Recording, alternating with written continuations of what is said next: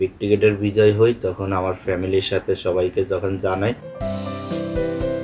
১৬ বছর আগে ভাগ্য বদলের আশায় সৌদি আরবে পাড়ি জমিয়েছিলেন রুবেল হোসেন চানহাজি। সেখানে ব্যবসা করে ক্লান্তি বোধ করলে মাঝে মধ্যেই বিভিন্ন দেশ ভ্রমণে বেরিয়ে পড়তেন তিনি। এই ভ্রমণেই খুলে যায় রুবেলের ভাগ্যের চাকা, ১,০০০ টাকায় হয়ে যান কোটিপতি।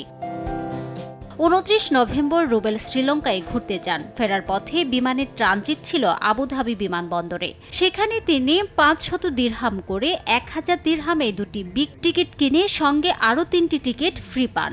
বাংলাদেশি টাকায় যা ৩২,৫০০ টাকা প্রায়। ১১ই ডিসেম্বর আবুধাবি বিগ টিকিটের অনলাইন ড্র অনুষ্ঠিত হয়। এই ড্রতে ১ মিলিয়ন দিরহাম জিতেন রুবেল, বাংলাদেশি অর্থে যা প্রায় ৩,২৫,০০,০০০ টাকা।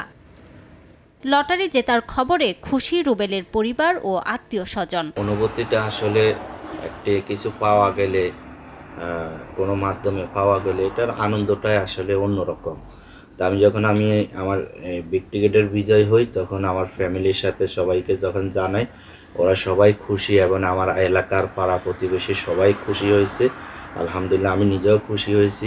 বর্তমানে সৌদি আরবের দাম্মামে অবস্থান করা এই যুবকের বাড়ি নোয়াখালীর চাটখিল উপজেলার হাটপুকুরিয়া ঘাটলাবাগ ইউনিয়নে। চানহাজি বাড়ির আবুল হোসেনের ৬ সন্তানের মধ্যে দ্বিতীয় সন্তান রুবেল। সময় সংবাদ, নোয়াখালী।